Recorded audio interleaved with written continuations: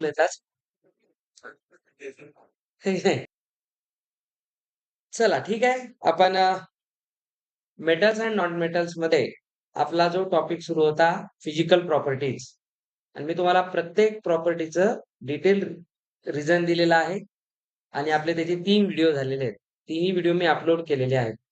तुमचं काम आहे आता ते पाहणे. मी आता ते डबल कोणालाही शिकवणार नाही. पुन्हा म्हणायचं नाही आमच्या शाळेत त्याच्यावर आहे पेपर म्हणून. नाही ती आता तुमची जबाबदारी केमिस्ट्रीची. आता आपण मेटल्सच्या ज्या बेसिक प्रॉपर्टीज होत्या, कोणत्या पाहिल्या आपण? लस्टर आहे. का आहे लस्टर हे आपण पाहिलं. त्याच्यानंतर आपण मॅलेबिलिटी, डक्टिलिटी त्याच्यानंतर आपण नाही. ज्या मेन प्रॉपर्टी आपल्याला सिलेबसनुसार करायच्या त्या डोक्यात धरा. त्यानंतर थर्मल अँड इलेक्ट्रिकल कंडक्टिव्हिटी. या सगळ्याचे आपण रिझन्स सह पाहिलेले. आता आपण आज पाहणार आहोत नॉन मेटल्ससाठी. मग आपण जाणार त्यांच्या केमिकल प्रॉपर्टीजकडे. तर आज आपण पाहूया प्रॉपर्टीज ऑफ नॉन मेटल्स. तर आपल्याला माहिती आहे जे नॉन मेटल्स असतात हे मेनली कोण असतात? गॅसेस असतात. नॉन मेटल्स हे मेनली गॅसेस असतात आणि पिरियॉडिक टेबलमध्ये हे आपल्याला कुठे पाहायला भेटतात? पिरियॉडिक टेबलमध्ये हे तुम्हाला पी ब्लॉक मध्ये पण पाहायला भेटतात. तसे सगळीकडे थोडे असतात. पण जास्तीत जास्त जी संख्या आहे ती मेटल्सची आहे. नॉन मेटल जे आहेत यांचं आन्सर मेटल्सच्या आन्सरपेक्षा ऑपोजिट द्यायचं. तिकडे मॅलेबिलिटी आहे, इकडे नाही. With exceptions. जिकडे केमिस्ट्री तिकडे एक्सेप्शन्स. केमिस्ट्रीचं कामच आहे एक्सेप्शन घेऊन जगणे. तर लक्षात घ्या, नॉन मेटलच्या प्रॉपर्टीमध्ये ज्या इम्पॉर्टंट आहेत त्याचाच आपण विचार करू. First property electrical and thermal conductivity. आता आपण याच्या मागचं काल रिझन काय पाहिलं होतं? मेटल्समध्ये त्यांच्यामध्ये असतात फ्री इलेक्ट्रॉन्स. ठीक आहे. आणि आपण हे पाहिलं होतं की मेटल्समध्ये जो बॉन्ड असतो तो असतो मेटॅलिक बॉन्ड आणि त्यांच्यामध्ये जे लॅटिस असतं ऍटम्सचं ते असतं खूप स्ट्रॉंग. ठीक आहे.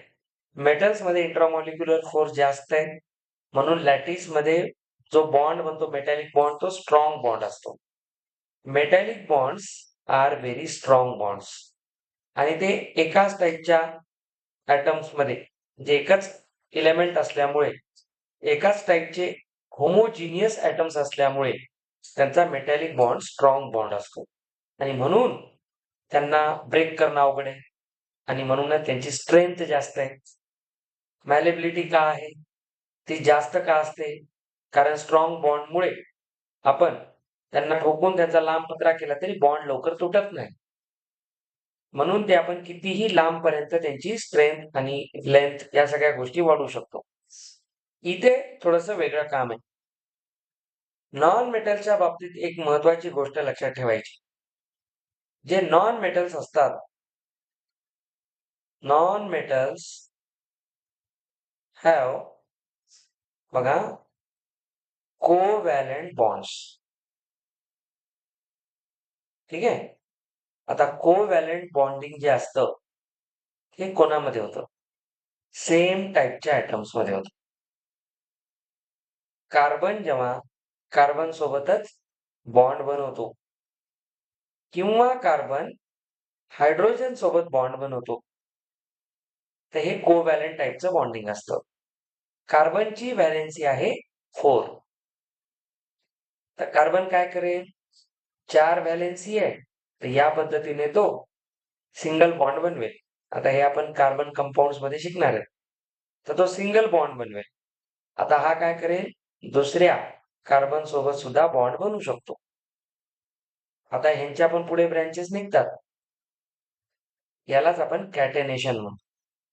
हा जो कार्बन आहे बघा या पेअरमध्ये 1 2 4 6 8 याची व्हॅलेन्सी कंप्लीट झाली.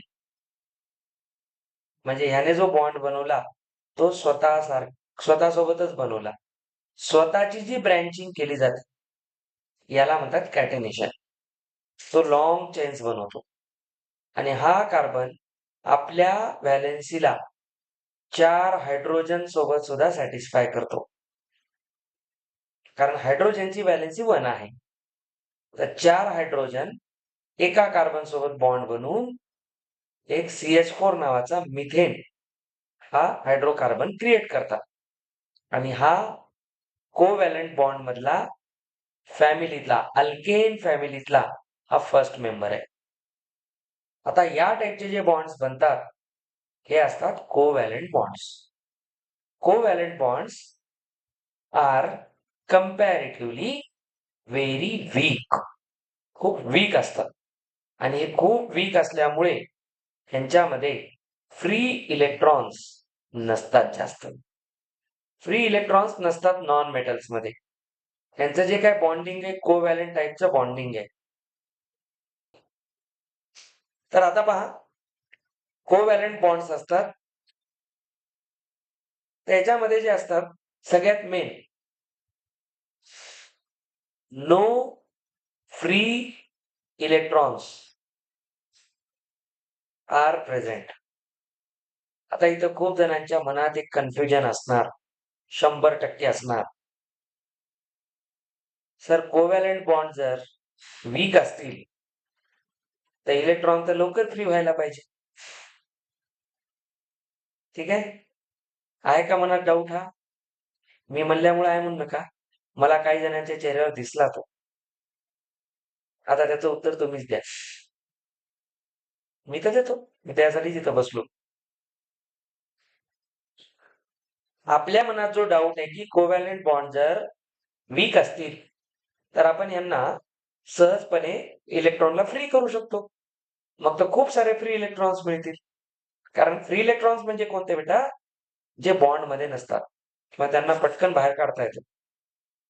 गॅसेसच्या बाबतीत विचार करताना, कारण नॉन मेटल्स हे जनरली गॅसेसच आहेत सगळे. तर तुम्ही विचार करा फ्री इलेक्ट्रॉन्स निघायचे कसे?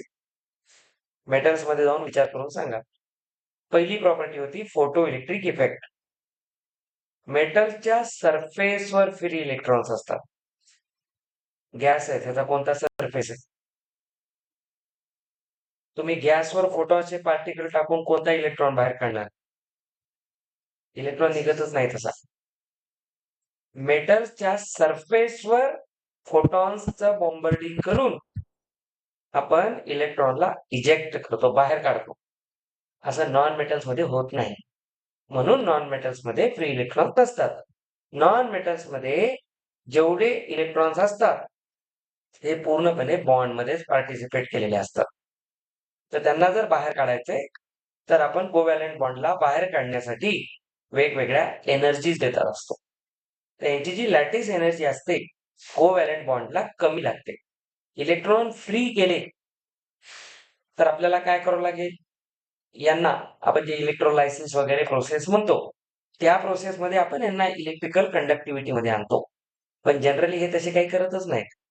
फ्री स्टेट मध्ये जेव्हा हे असतात, नेचर मध्ये जेव्हा असतात, आता ऑक्सिजन आहे नेचर मध्ये O2, त्याच्यावर जर फोटॉन्स पडले, सनलाईट पडला तर इलेक्ट्रॉन जर फ्री झाले तर ते कंडक्टर्स बनतील. म्हणजे आपण श्वास घेता घेता आपल्याला करंट लागेल ना. सगळं ऑक्सिजन जाईल की नाही आपल्या बॉडीमध्ये. फ्री इलेक्ट्रॉन झाले, इलेक्ट्रिकल कंडक्टिव्हिटी आली. Science is all about critical thinking. त्याच्यामुळे लक्षात घ्या फ्री इलेक्ट्रॉन जे असतात ते मेटलच्या सरफेसवर असतात, नॉन मेटल्स मध्ये नाही. Therefore, non-metals have no free electrons. And hence they do not participate in electrical conductivity. Sir मग एकच काय इलेक्ट्रिसिटी कशी यांच्यापासून जनरेट करता येईल? त्यांना कुठेतरी लिक्विड मध्ये टाका, इलेक्ट्रोलायसिस करा, इलेक्ट्रोड्स टाका, डिसोसिएशन एनर्जी द्या. एनर्जीचा प्रकार असतो डिसोसिएशन एनर्जी. ते सगळे शिकवेल मी तुम्हाला पुढे चालून. त्या सगळ्या एनर्जीज आपण तिथे यूज करत असतो. त्यासाठी मी तुम्हाला म्हणलं ना, मी 11th स्टँडर्डला शिकवल्या केमिकल बॉन्डिंग चॅप्टर आहे, त्याचे व्हिडिओज आहेत. ते व्हिडिओ तुम्ही कधी वेळ काढून बघा, तुम्हाला या सगळ्या एनर्जीज कळतील. इंटरेस्टिंग असतात. त्याला एन्थॅल्पी म्हणतात. ठीक आहे नाही, खूप साऱ्या टाईपच्या एनर्जीज असतात. ओके, फ्री इलेक्ट्रॉन्स नसतात. सो दीज बिकम्स, म्हणजे जे सगळे नॉन मेटल्स आहेत हे काय बनतील, बॅड कंडक्टर्स ऑफ इलेक्ट्रिसिटी. हे सगळे बॅड कंडक्टर बनतात कारण फ्री इलेक्ट्रॉन्सच नाही. तर ते कोणाला, आता इलेक्ट्रॉन्स नाही म्हणजे चार्ज कॅरियर नाही. आता चार्ज कॅरियर करण्यासाठी चार्जेस नाही, तर मग कशाला कंडक्ट करणार? So no conductivity. मेटल्स मध्ये कंडक्टिव्हिटी कोणत्या टाईपची होते मी सांगितलं होतं, कंडक्शन फॉर्म मध्ये होते. सर मग गॅसेस मध्ये कोणतं कंडक्शन आहे? गॅसेस मध्ये रेडिएशन आहे. म्हणून आपण जे हीट ट्रान्सफर पाहतो 3 टाईपचं असतं, कंडक्शन, कन्व्हेक्शन, रेडिएशन. कन्व्हेक्शन हे मेनली लिक्विड्स मध्ये होतं, कंडक्शन हे पूर्ण गॅसेस मध्ये होतं, आणि जे रेडिएशन आहे, सॉरी, लिक्विड मध्ये कन्व्हेक्शन असतं आणि गॅसेस मध्ये रेडिएशन असतं. म्हणून सनलाईट वगैरे जे आपल्याकडे येते ती रेडिएटेड फॉर्म मध्ये. एखाद्या शेकोटीच्या जवळ बसलं तरी आपल्याला गरमी लागते. गरमीसाठी शेकोटीत उडी मारायची नाही, कंडक्शन करण्यासाठी. म्हणून ही गोष्ट तिथं लक्षात ठेवा. हं. आता याच्यामध्ये कार्बन जो आहे तो वेगवेगळ्या ॲलोट्रॉप्स मध्ये सापडतो. कार्बन मध्ये ॲलोट्रॉपी आहे, डायमंड आहे, ग्रॅफाइट आहे. ठीक आहे. त्याच्यानंतर एक कोल, त्याचा ॲलोट्रॉप नाहीये. त्याच्यामध्ये असतो एक फुलेरिन नावाचा. हा, तर फुलेरिन हा एक वेगळ्या टाईपचा आहे. मेन तुम्ही लक्षात ठेवायचे त्याचे 2च मेन ॲलोट्रॉप्स आहेत. तिसरा आपण फुलेरिन मानतो. कोलला फुलेरिन ॲलोट्रॉप मध्ये नाही घ्यायचं. ठीक आहे. कोल हा वेगळा प्रकार आहे. कोल हा एका पर्टिक्युलर टेम्परेचरला बनणारा कार्बन आहे. ते टेम्परेचरवर डिपेंड आहे. पण हे ग्रॅफाइट हे जे आहेत हे कार्बनच्या बॉन्डिंगच्या स्ट्रक्चरमुळे बनलेले आहेत. त्यांचं स्ट्रक्चर कसं होतं याला पुढे आपण 12th स्टँडर्ड मध्ये ऑर्गॅनिक केमिस्ट्रीमध्ये आयसोमरिझम म्हणून शिकतो. आयसोमरिझम आणि कॅटेनेशन हे 2 खास प्रॉपर्टीज असतात कोव्हॅलेंट बॉन्ड्स मध्ये, विशेषतः कार्बन मध्ये. मी तुम्हाला तसं लास्ट इयर सांगितलं होतं. कार्बन कंपाऊंड आपण शिकलो होतो. तर एखादा जो कार्बन कंपाऊंड आहे त्याचं नाव आपण दिलं, समजा पेंटेन किंवा हेक्झेन. तर हेक्झेन 2 वेगवेगळ्या फिजिकल स्ट्रक्चर मध्ये सापडतो. हे काय आहे? आयसोमरिझम आहे. आयसोमरिझम वेगवेगळ्या टाईपचं असतं. एक ऑप्टिकल आयसोमरिझम असतं. ऑप्टिकल आयसोमरिझम वगैरे. आयसोमरिझम एक सेपरेट चॅप्टर आहे 12वीला तुम्हाला. तर लक्षात घ्या, हे बॅड कंडक्टर्स आहेत. पण आपल्याला हे माहिती आहे की जो ग्रॅफाइट आहे, ग्रॅफाइट, ग्रॅफाइट काय सर? Allotrope of carbon. तुमच्या माहितीसाठी ग्रॅफाइट हा इलेक्ट्रिसिटीला कंडक्ट करतो. म्हणून ग्रॅफाइटचे रॉड्स बनवले जातात, इलेक्ट्रोड्स बनवले जातात. इलेक्ट्रोड असतो ग्रॅफाइटचा सुद्धा. आता हा जो असतो, single electron per atom is not involved in bond formation and thus is free to move throughout the lattice.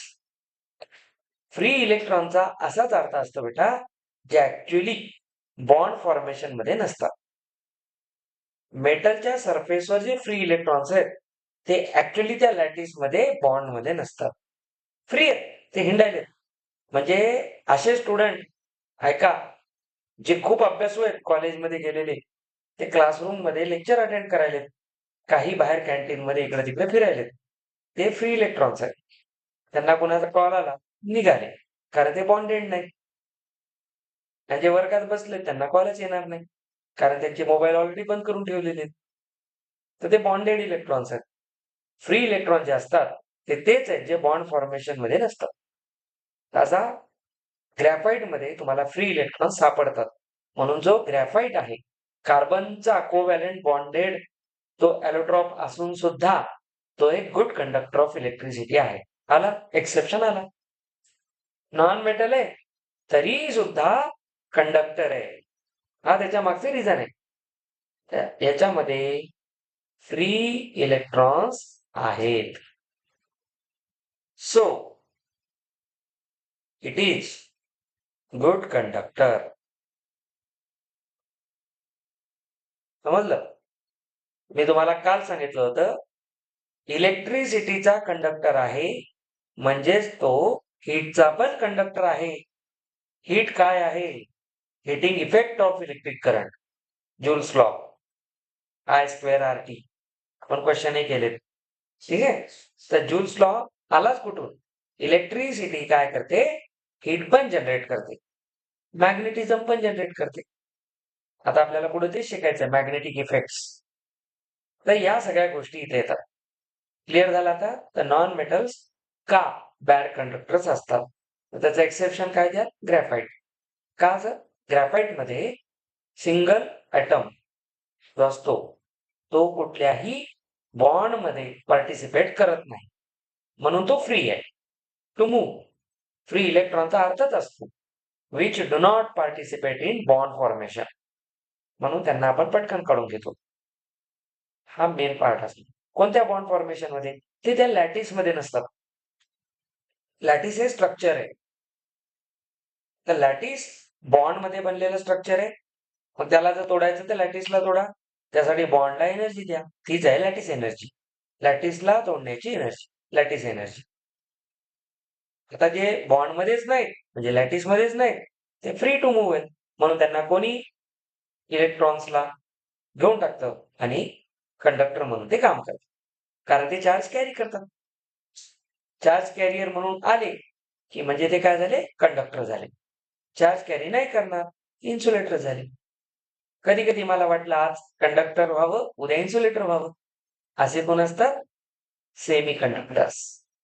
Arsenic सगळ्यात मेन, सिलिकॉन, हे दोनच आहेत सगळ्यात मेन. ग्रुप 13 मध्ये त्यांचं स्पेशल जागा आहे. त्यांचं खास त्या पद्धतीचं कॉन्फिगरेशन आहे. खास ते त्या रो आणि कॉलम मध्ये आहे. तेच का वापरले जातात हे 12वीला गेल्यावर फिजिक्सच्या लास्ट चॅप्टर मध्ये शिका. मॉडर्न फिजिक्स मध्ये electronic devices and semi conductors, म्हणून सिलिकॉनच्या चिप्स बनवल्या जातात. चला, याच्यानंतरची जी प्रॉपर्टी आहे बघा, मी तुम्हाला पर पिरियड हा चॅप्टर डीप मध्ये शिकवायलोय, बिलकुल गडबड नाही. तुम्ही मागचे 3 व्हिडिओ बघा, प्रत्येक गोष्ट मी डिटेल सांगितलेली आहे. एक एक पॉइंट घेऊन आपण लिहितोय. आता नेक्स्ट आहे स्ट्रेंथ आणि ब्रिटलनेस. चला, ब्रिटलनेस काय वाटतं यांच्याबद्दल? कोव्हॅलंट बॉन्ड्स आहेत, व्हेरी इझी टू ब्रेक, म्हणजे ब्रिटलनेस जास्त, म्हणजे स्ट्रेंथ कमी. ती स्टोरी आहे. कोव्हॅलंट बॉन्ड्स करतात म्हणून फ्री इलेक्ट्रॉन्स नसतात, फ्री इलेक्ट्रॉन्स नसतात म्हणून बॅड कंडक्टर बनतात. कोव्हॅलंट बनवतात म्हणजे स्ट्रेंथ कमी असते, म्हणून ते ब्रिटल असतात. म्हणजे या दोघांचं रिझन एकच आहे, कोव्हॅलंट बॉन्ड्स. चलो, आता लक्षात घ्या,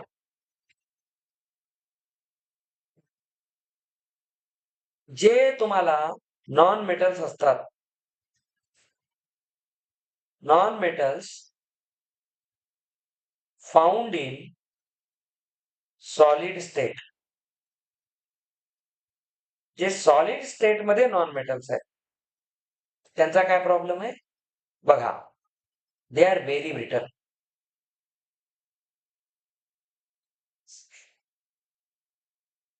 आता ग्लास, ग्लास नॉन मेटल आहे. सिलिका वगैरे वापरून बनवतो आपण. सिलिकॉन वेगळा, सिलिका वेगळा, सिलिकेट वगैरे असतात त्याच्यात. तर जे ब्रिटलनेस आहे, ठिसूळपणा, तो ग्लास मध्ये असतो. कारण ग्लास हा नॉन मेटल सबस्टन्सने बनलेला पण सॉलिड स्टेट मध्ये आहे. सॉलिड स्टेटचे 2 प्रकार, क्रिस्टलाइन अँड अमॉर्फस. आता ज्याचं तुम्हाला पावडर बनवता येते, भुकटी, भुकटी म्हणतात त्याला मराठीत, ते असतात सगळे अमॉर्फस. क्रिस्टल खडे बनतात त्याचे. ठीक आहे. तर हे ब्रिटलनेस मध्ये येतात. एक्झाम्पल द्या सर. असं आम्हाला कळत नाही. त्याचं बेस्ट एक्झाम्पल आहे सल्फर. ठीक आहे. अजून इच्छा आहे सर. फॉस्फरस. हे सगळे कोण आहेत? ब्रिटल आहेत. सॉलिड स्टेट मधले नॉन मेटल्स. सल्फर डायऑक्साइड मधला सल्फर. पण जेव्हा तो डायऑक्साइड आहे, SO2 मध्ये जेव्हा आहे, तेव्हा तो गॅस आहे. पण जेव्हा तो ऑक्सिजन सोबत बॉन्डेड नाही, व्हॅलेन्सी जेव्हा शेअर करत नाही, तेव्हा सल्फर कोण आहे? एक सॉलिड आहे. समजलं? म्हणून जे सॉलिड स्टेट मधले नॉन मेटल्स असतात ते ब्रिटल असतात. गॅसेसला ब्रिटल कसं करणार? ऑक्सिजनला मी आता हातोड्यानं तोडतो. काय मिनिंगलेस स्टेटमेंट आहे. चलो.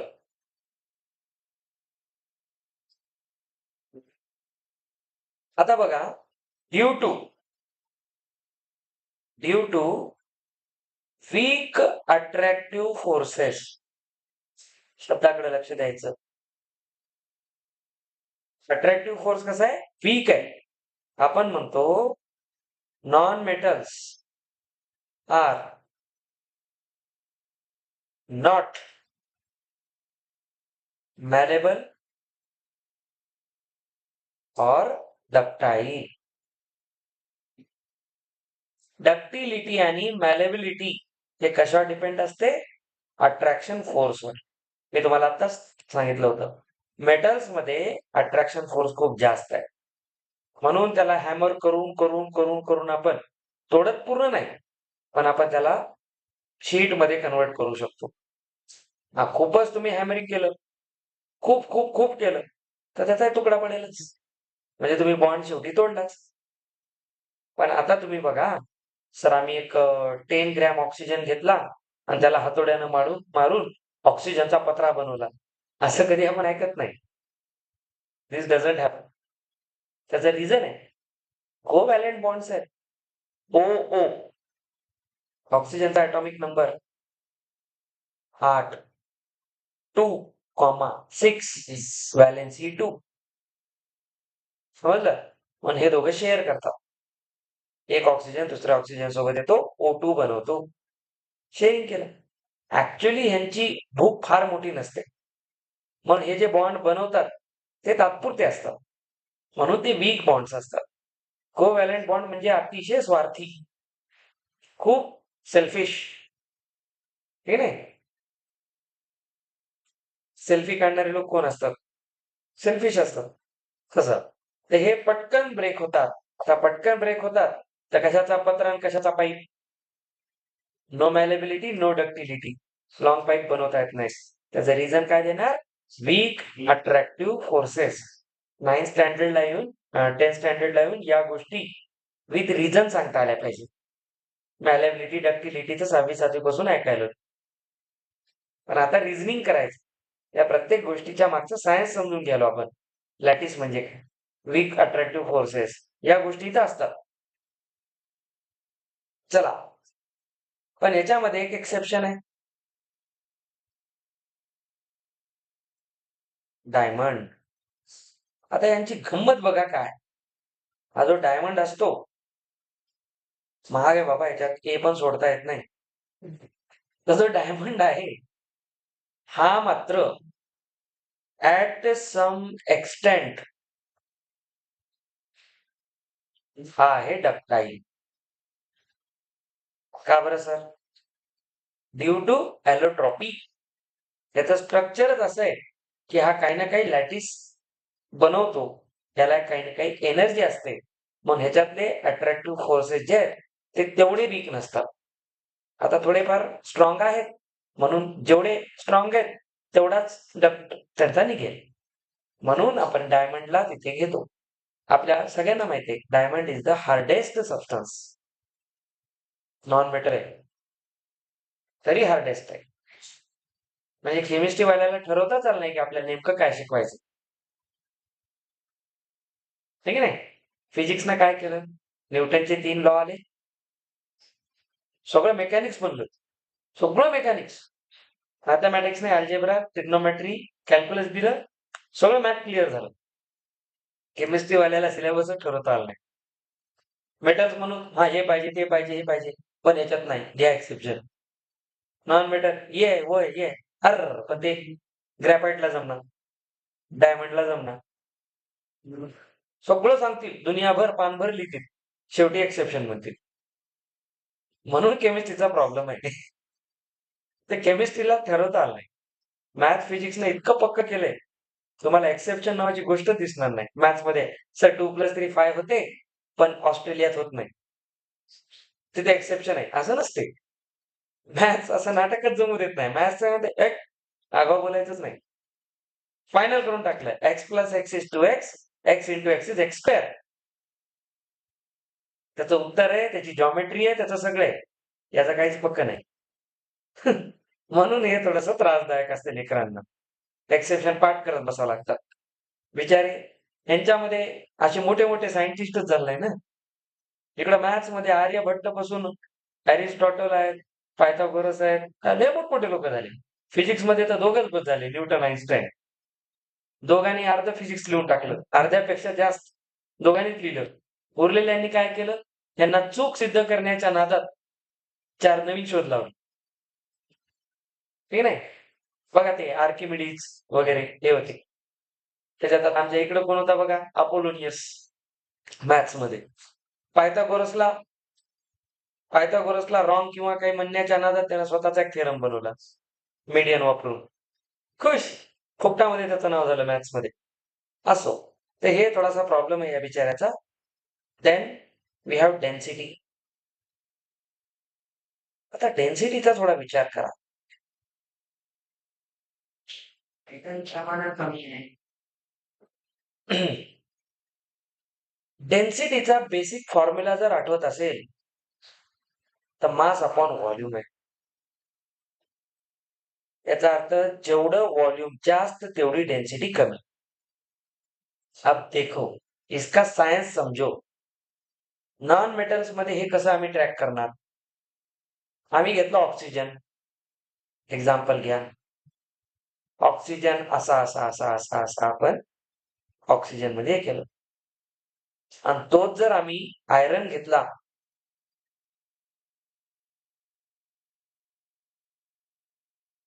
खूप डेन्स आहे. खूप डेन्स आहे म्हणजे काय, अरे एवढं अट्रॅक्टिव्ह फोर्स आहे की सगळ्यांना तो असं ओढून घेतो. ओढून घेतला आणि असा घट्ट एका जागी बसवलंय, स्वतःही कुठं जायचं नाही, कोणाला जाऊ द्यायचं नाही. हे मेटलचं काम आहे. ऑक्सिजन कसं आहे, खुले दिल का आदमी आहे, घुमो किधर घुमना है.